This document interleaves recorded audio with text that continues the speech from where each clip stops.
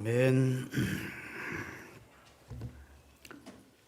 하나님이 천지와 만물을 창조하시고 하나님이 일하시는 방법이 여러 가지인데 하나님이 직접 일하신 것이 구약 시대입니다.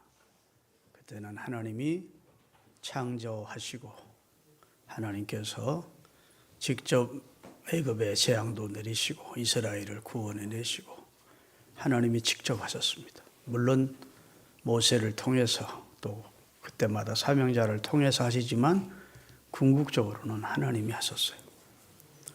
두 번째는 이제 예수 그리스도를 통해서 하십니다.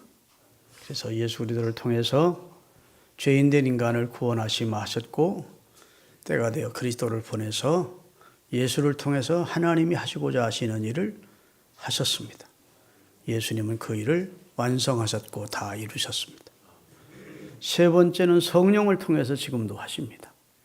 성령이 안디옥의 교회에 임해서 금식하는데 두 사람 바나바와 사울을 선교사로 보내라 말씀도 하시고 성령이 계속해서 오늘 이 시대까지 사역을 하십니다.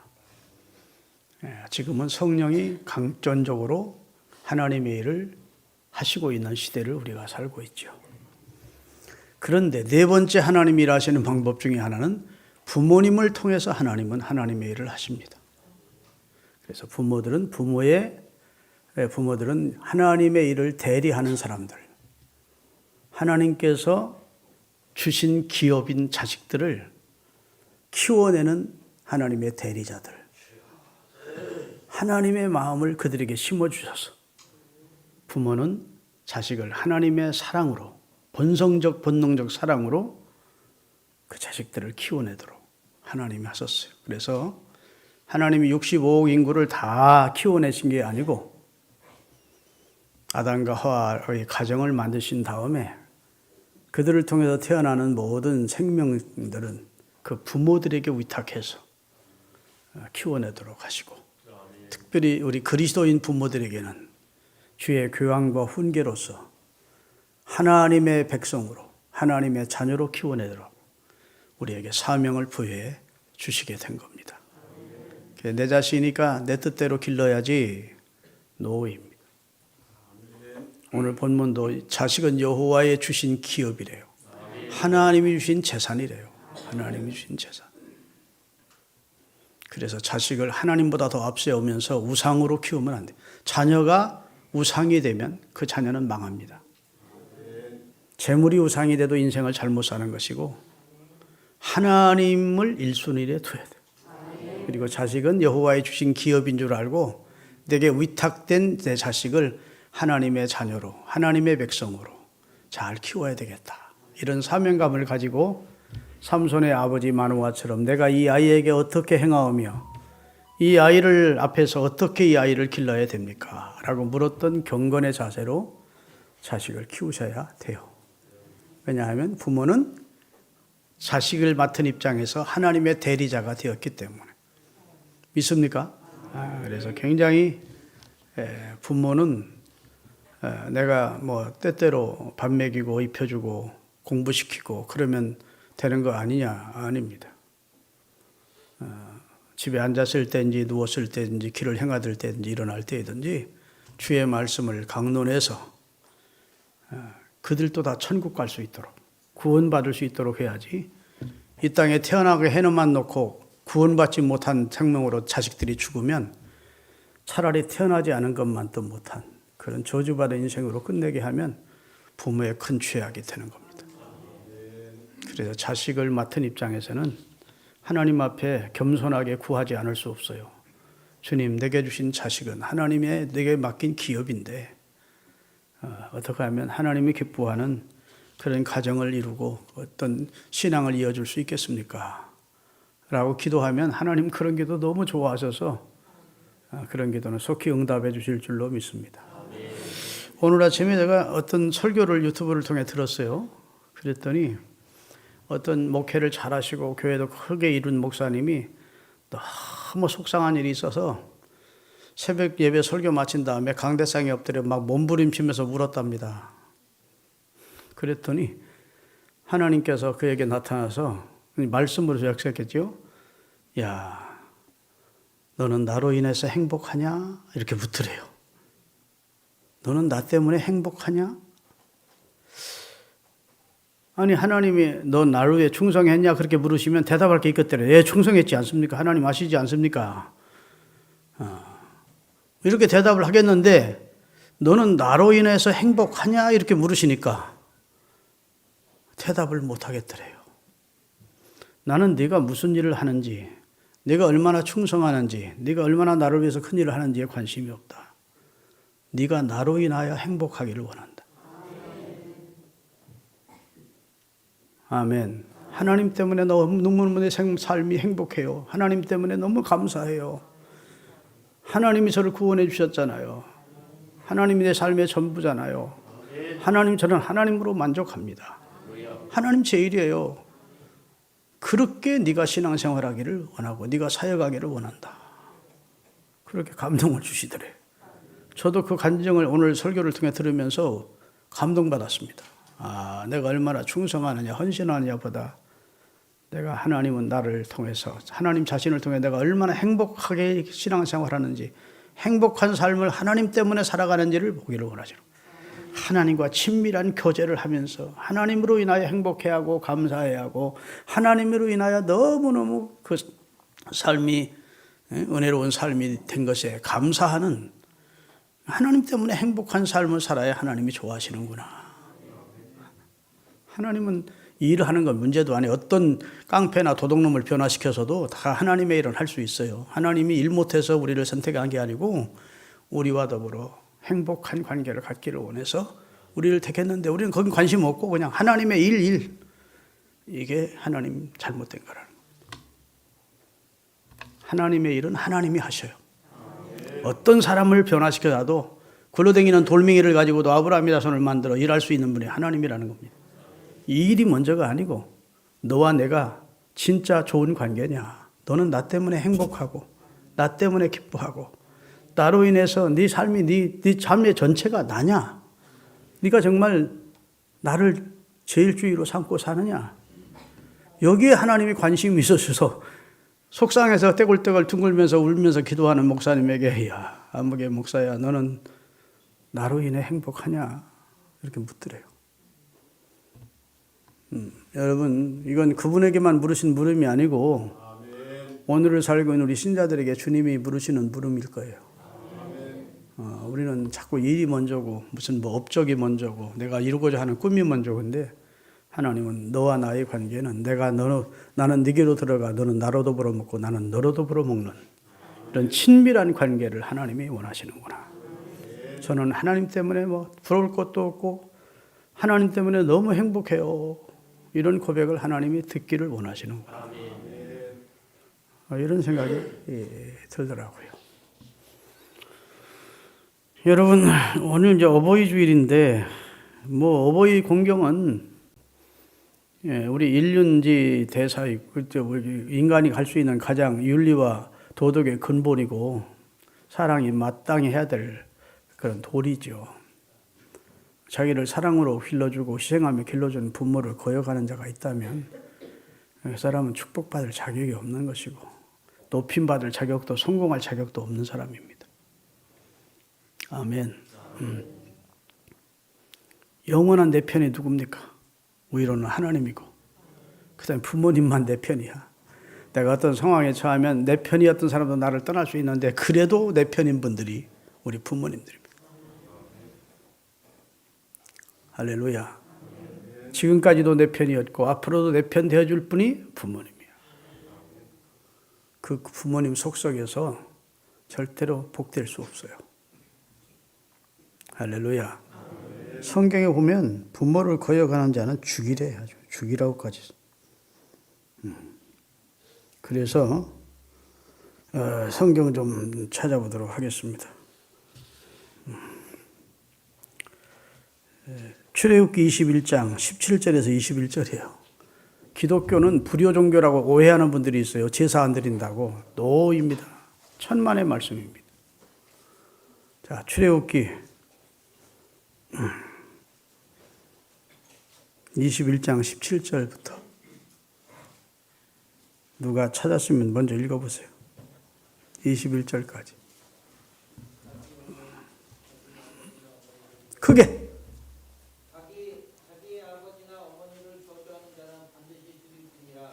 자기 아버지나 어머니를 저주하는 자는 살리래 죽이래. 반드시 죽이래. 반드시. 그 다음에 더 크게.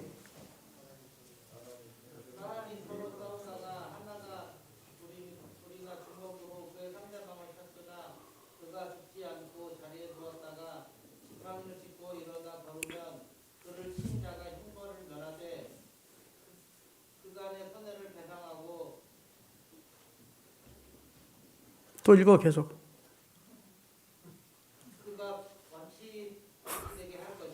아멘. 이제 이게 여호와의 규례를 말씀하는 내용인데 부모를 공경하라 정도가 아니고 만약에 부모를 저주하거나 부모를 치는 자는 이스라엘 공회에 불러라 놓고 죽이래요. 돌로 쳐 죽이라. 하나님께서 십계명을 주실 때 두 개의 돌비에 새겨 주셨습니다. 따로따로 주셨어요. 대신 계명과 대인 계명을 주셨는데 대인 계명의 첫 번째가 내 부모를 공경하라. 그리하면 내가 땅에서 잘되고 장수하리라. 그래서 이걸 약속 있는 첫 계명이라고 합니다. 축복이 약속돼 있어요. 다른 계명은 살인하지 말지니라. 살인하지 않으면 어떤 복을 주겠다 말하지 않아요. 간음하지 말지니라. 간음하지 않으면 어떤 복이 있다고 말하지 않습니다. 복이 약속이 없어요. 그건 마땅한 것이기 때문에 말씀만 하셨고 부모 공경하는 자는 땅에서 잘되고 장수하게 땅을 차지하게 해주겠다고. 약속을 해주셨다고. 그러면서 부모 공경을 권장한 분이 우리 하나님이시라는 사실을 기억하시기 바랍니다. 그래서 부모 공경하기로 오늘 다시 한번 마음에 다짐하시는 은혜가 있기를 바랍니다. 저는 부모님이 생존해 계신 분들이 너무 부러워요. 몰랐었어요. 그래서 시 가운데 이런 시가 있어요. 나무는 조용히 서 있기를 원하나 바람이 그치지 아니하고 자식은 봉양하고자 해도 어버이가 기다려주지 않는다. 이런 말이 있는데 이제는 좀 철 좀 들어서 어머님 살아계시면 참 잘해드렸을 것 같은데 그래도 못했을 거야. 그런데 정채봉이라고 하는 시인이 쓴 대로 하나님이 어머니를 대한민국 이 땅에 만날 수 있는 면회할 수 있는 시간 하루만 주셨으면 소원이 없겠다. 보고 싶은 어머니, 그리운 어머니 그런 시가 있는데 아니 하루가 아니라 5분만이라도 어머니를 대면할 수 있도록 해주시면 소원이 없겠다. 그런 시를 정채봉 씨가 썼어요. 여러분 부모님 생존해 계시는 분 손 들어보세요. 부럽습니다. 잘하십시오. 잘하셔서 돌아가시면 저처럼 어버이 줄 되면 자꾸 해안의 눈물을 흘리지 않도록 잘하셔야 됩니다. 나는 다른 건 주일날 안 나오는 건 아주 용납이 안 돼. 마음으로 중직자가. 그런데 부모님 생일이라 시골 갔다. 그런 건 용납이 됩니다. 뭐 부모님 모시고 가까운 교회, 고향교회 나가면 되니까. 그 효도하기 위해서 한 것이면 그것은 그럴 수 있다. 그런데 교회 중직자가 뭐 친척 결혼식이라고 빠지고 무슨 뭐 여행 간다고 빠지고 뭐 이런 건 있을 수가 없어요. 이번에 중직자들 세우는데 만약에 그런 사람 나오면 중간이라도 잘라버려야 돼. 교회가 질서를 좀 잡아야지. 제대로 믿고 제대로 살아야 하나님의 축복이 있습니다. 이거 믿는 것도 아니고 안 믿는 것도 아니고 신자도 아니고 불신자도 아니고 뜨겁지도 않고 차지도 않으면 주님이 토해버리겠다 했는데 너무 이거 신앙생활을 정말 그냥 가치 없이 생각하고 신앙생활하는 사람들이 있어요. 그러면 안 돼. 신앙의 생명을 걸어야 돼. 어떤 사람은 신앙 때문에 순교도 하는데 할렐루야. 하나님 주신 소중한 믿음을 지키기 위해서 생명도 내놓고 순교도 하는데 뭐 신앙생활 해도 되고 안 해도 되고 그런 정도가 되면 주신 직분 감당해도 되고 안 해도 되고 그러면 안 돼.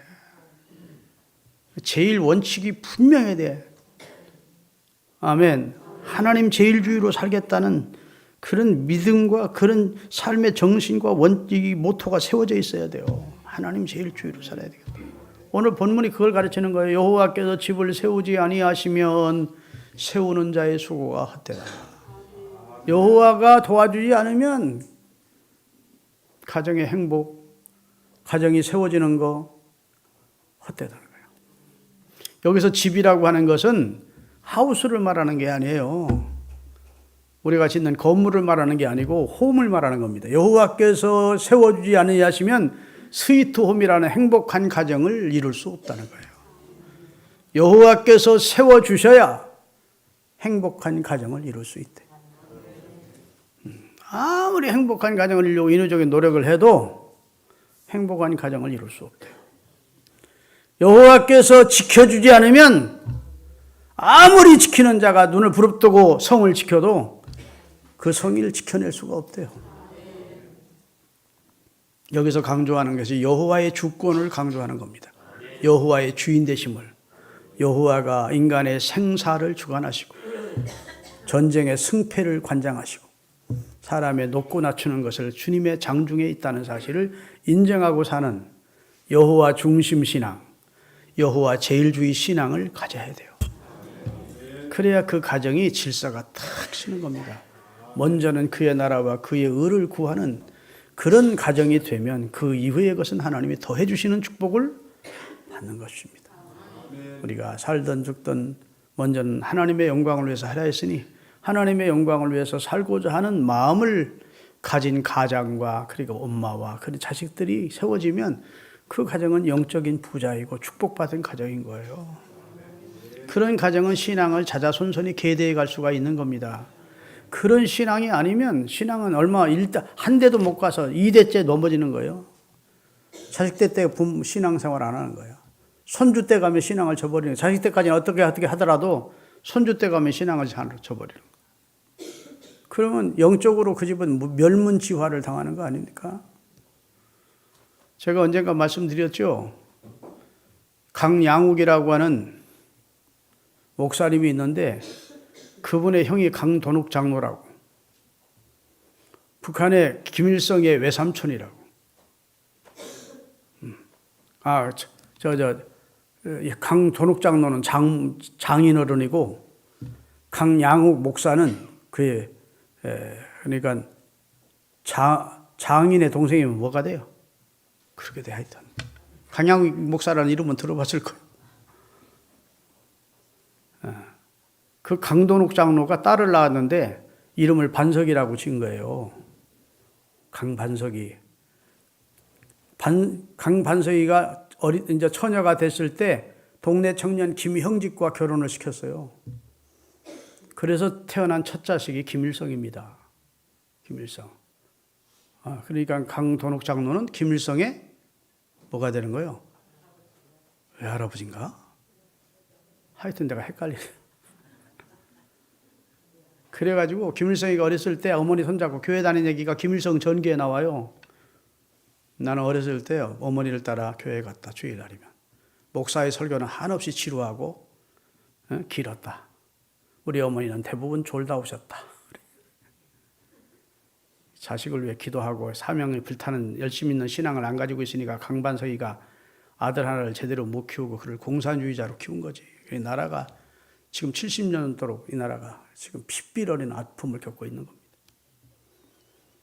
다시 말해서 장로의 가정에 신앙이 무너지면서 김일성이가 공산주의를 정권을 세우면서 하나님의 교회를 다 때려부시고 십자가를 꺾어버리고 기독교는 야편이라고 그러고 그리고 이 나라를 지금 어렵게 만든 장본인 아닙니까? 여러분, 내 신앙이 내 자식들에게 내 손주들에게 이어갈 수 있도록 여호와께서 여러분의 집을 세워주시기를 바랍니다. 하나님 제일주의로 사는 가정. 할렐루야. 그리고 하나님을 영화롭게 하는 것을 목표로 삼은 가정. 하나님의 은혜와 도우심이 아니면 하루도 살 수 없음을 인정하고 하나님과 동행하고 동역하기를 원하는 신앙을 가진 가족. 믿습니까?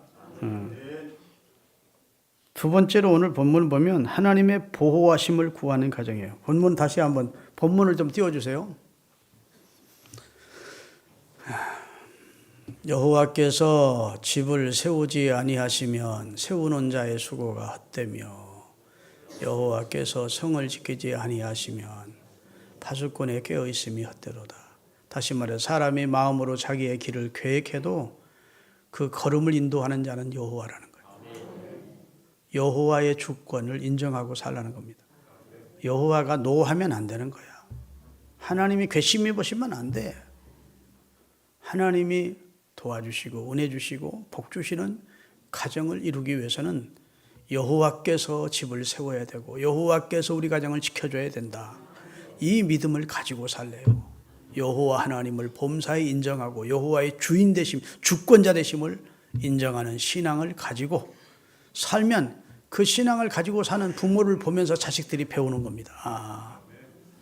하나님이 우리 인생의 주인이구나. 이런 걸 배우는 것이죠. 두 번째로 2절 너희가 일찍이 일어나고 늦게 누우며 수고의 떡을 먹음이 헛되다 말은 여호와께서 도와주지 않으면 아무리 아침 일찍 일어나서 밤 늦게까지 일해도 헛되다는 겁니다. 열매가 없다는 거예요. 믿습니까? 그러면서 말씀하시기를 그러므로 하나님께서는 그 사랑하는 자에게 잠을 주신다. 그 말은 평안한 단잠을 주신다는 거예요. 믿습니까? 사람이 잠을 못 자는 것은 여러 가지 이유가 있는데 특별히 가족의 염려 때문에 가족들이 속썩이고 문제가 생겼을 때 가족들 때문에 잠을 못 자고 또 뭐 사업상 어려움 때문에 잠을 못 자는 경우도 있는데 하나님께서 도와주시면 평안한 잠을 잘 수 있대요. 잠이라고 하는 게 축복입니다. 그 사랑하는 자에게 평안의 단잠을 주시는 분이 하나님이야. 요한복음 14장 같이 보겠습니다. 14장 보면 27절입니다. 평안을 너희에게 끼치노니 곧 나의 평안을 너희에게 주노라. 내가 너희에게 주는 것은 세상에 주는 것 같이 아니하니라. 너희는 마음에 근심하지도 말고 두려워하지도 마라. 자, 하나님이 우리에게 주신 예수 믿는 사람에게 주시는 첫 번째 복이 평안입니다. 그 하나님이 주시는 참된 평강이 우리 속에 오면 그러면 세상이 맛볼 수 없는 세상에서는 취할 수 없는 평안을 우리에게 주신대요. 그게 성령 안에서 주시는 평안입니다. 그런 사람은 걱정거리가 있어도 하나님께 다 맡기고 단잠을 자는 거예요. 여러분 사도행전 12장을 읽어보면 사도 베드로가 옥에 갇혔어요. 이제 6월절 절기가 지나면 꺼내서 야고보를 목베어 죽였던 헤롯이 그도 죽이려고 하는데 다음 날이면 죽게 된 베드로가 그 사실을 알면서도 깊이 잠들었대. 두 파수꾼이 옆에서 지키고 착고를 차고 있었대요. 앞에 감옥문 앞에 두 사람이 지키고 있었대요. 그런데 얼마나 깊은 잠이 들었던지 천사가 와서 옆구리를 쳤대요. 그런데 원어로 보면 스트라이크 했다는 거예요. 강력하게 쳤대. 그냥 슬쩍 건드리면 번쩍 일어날 게 아니고 얼마나 깊은 단잠을 자고 있던지 스트라이크. 그래 베드로가 일어났더니 하나님께서 착고를 기적적으로 풀어주시고 옥문 열리게 하시고 두 번째 옥문 또 열리게 하시고 성 밖까지 끌어내신 다음에 선사가 사라지더래. 그때까지는 베드로가 꿈인가 했지 이게 현실이라고 생각을 못했대. 그런데 하나님께서 헤롯과 이스라엘 백성의 기대에서 자기를 벗어나게 하시고 성령의 뜻 안에서 다시 선교하며 주의 일 하라고 살려내신 것을 뒤늦게야 깨닫게 되는 겁니다. 여러분 하나님 주시는 평안이 여러분에게 있기를 바랍니다. 걱정거리 때문에 잠 못 자거든 주님 앞에 이렇게 기도해요. 주님 살고 죽는 거 흥하고 망하는 거 높이고 낮추는 것이 하나님의 장중에 있음을 믿습니다. 나는 하나님께 다 맡기고 잠을 자야 합니다. 믿음이라는 것은 맡기는 거예요. 내 자식을 주님께 맡기고 내 일생을 주님께 맡기고 내 사업을 주님께 맡기고 물론 맡겼다고 두 손 뒷짐지고 있으라는 말이 아니고 열심히 하나님의 지혜를 구하면서 열심히 하되 결과는 하나님께 맡겨야 돼요. 그래야 하나님의 주권을 인정하는 사람이에요. 결과까지 내가 만들어내려고 하기 때문에 인생이 고달프고 근심 걱정이 떠날 날이 없고 잠이 오지 않는 겁니다. 결과는 하나님의 몫이요. 마음의 경영은 사람이 해도 일의 응답은 여호와께 나느니라. 여호와께 맡기는 신앙을 가져야 참 신자입니다. 할렐루야. 그러면 그 사랑하는 자에게 하나님은 단잠을 주신대. 평안을 주신대. 자, 그 다음 절을 읽겠습니다. 본문 3절 127편 3절 보라 자식들은요 4절입니다. 젊은 자의 자식은 장사의 수정의 화살 같으니 그 다음에 그것이 그 화살에 가득한 자는 복되도다. 그들이 성문에서 그들의 원수와 말할 때 수치를 당하지. 자, 이 시편 127편은 두 단락으로 나누어집니다. 하나는 여호와의 주권을 인정하며 살라는 말씀을 하시다가 뜬금없이 갑자기 자식 얘기로 돌아가요. 그래서 자식은 여호와의 주신 기업이다. 그리고 자식은 장사의 수중에 장사의 화살통에 있는 화살 같대. 자식은 그 화살이 많은 사람은 활 쏘는 그 명궁에게 그게 큰 자산이 된다는 겁니다. 그래서 자식이 많은 사람은 성 안에서 사회생활할 때 그 사람 함부로 대할 수 없대요. 왜? 자식들이 들고 일어나니까. 우리 아버지한테 당신 왜 그래? 자식이 없으면 서로 없지만 자식이 많은 사람은 화살통에 화살이 많은 사람과 같대. 그래서 그 원수와 말할 때에도 절대로 부끄러움을 당치 않을 것이래. 자식은 축복이라는 겁니다. 너무 요즘 하나님은 그냥 많아야 둘 낳는데 저처럼 셋은 낳아야 돼. 둘이 살면서 셋은 낳아야 하나 이 세상에 더 생명을 내놓고 가는 거 아닙니까? 둘이 살면 둘만 나면 쌤쌤이 하고 가는 거고, 둘이 살면서 하나만 나면 생명을 이 세상에서 인구를 줄여놓고 가는 거예요. 내가 우리 동사 목사님, 우리 아들 목사님이 아들 두 번째 자식을 낳으려고 하길래 야, 낳지 마. 하나님의 일을 하려면 너무 자식에게 얽매이는 게 좋지 않더라. 하나님의 일만 올인하기 위해서 자식 낳지 마라. 하나만 됐다. 그래 놓고 얼마나 지금 하나님 앞에도 아들한테도 후회스럽고 며느리한테도 미안한지 몰라요. 뒤늦게 야 잘못 생각한 것 같다 달아 그랬더니 이제는 안 생겨요. 그때는 다른 마음이 아니었어요. 자식 내가 삼형제 키우고 뒷바라지 하다 보니까 주의 일을 온전히 하기가 좀 힘들어서 야 주의 종은 자식 없어도 되고 하나만 나면 자식 키우는 보람도 느끼고 자식 키우면서 행복해하고 하나님의 마음도 알겠고 부모 돼봐야 하나님 마음 부모 마음을 아니까 유익한 게 많지만 너무 자식들 많이 낳고 뒷바라지 하다 보면 주의 일은 온전히 못하는 게 아니겠나 싶어서 우리 동사 목사 아들에게 필리핀 가실 때 하나만 낳고 절대 더 나면 안 돼. 내가 이런 독재를 썼어. 아주 내가 굉장히 독재하는 아버지였던 것 같아요. 우리 아들 아버지가 며느리가 예 알았습니다 그러더니 순종을 해요. 한 7, 8년 지난 후에 그거 이제 내가 그 조치 해제한다. 그랬는데 이제는 안 되나 봐. 설교하다가 엉뚱한 얘기 나오네. 자식이 많으면 장사의 수중에 화살이 많은 것처럼 든든하다는 겁니다. 여러분 뭐니 해도 좋은 일에는 남들도 오지만 굳은 일에는 가족이 제일이야. 부모가 도와주고 형제가 도와주고. 아멘. 가족이 재산이에요. 가족들끼리 원수지가 살지 마시고. 할렐루야. 그죠. 동생도 감사하고 형도 감사하고 부모님도 감사하고 자식들도 감사하고 다 감사한 하나님 댁에 주신 축복이라 생각하고 손잡고 살아야 돼. 여러분 내가 이런 내용을 읽었어요.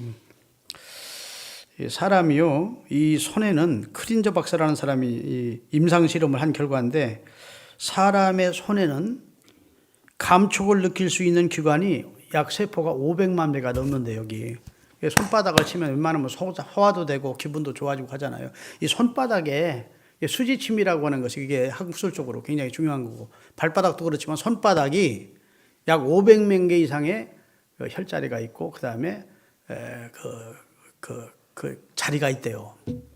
그런데 사람이 서로 손을 마주 잡으면 혈액 속에 있는 헤모글로빈이라는 그런 그 영양분이 산소 운반을 촉진시킨대요. 그래서 건강에 굉장히 유익하대요.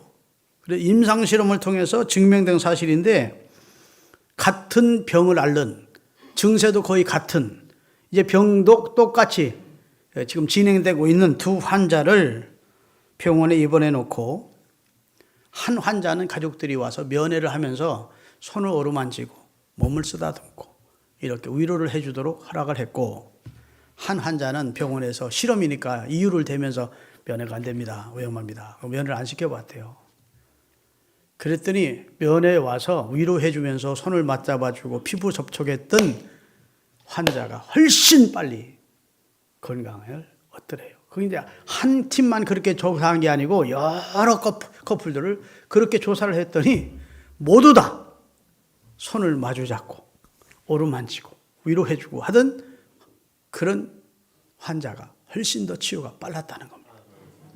하나님이 우리에게 왜 가족을 주셨을까? 서로 손잡아주라고. 아멘. 서로 위로해주라고, 어루만져주라고.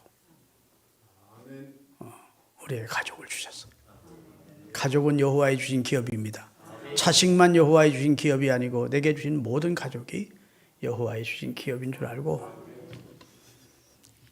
가족, 사람을 너무 높이고 가족이 최고야 이러지 말고 그 가족 위에 하나님이 계심을 알고 하나님의 주권에 순종하고 하나님의 주권을 인정하고 하나님 제일주의로 사는 그런 가정을 만들으셔야 하나님의 복을 누리며 살 수 있고, 그렇게 가정을 이끄셔야 그런 자식에게, 그런 부모에게 배운 자식들이 또다시 아름다운 신앙의 전통을 이어가서 자자손손에게 신앙을 물려줄 수가 있는 것입니다. 우리 그런 가정 이루기 위해 기도하시고 지혜를 모으시기를 바랍니다. 기도하시겠습니다. 하나님 아버지,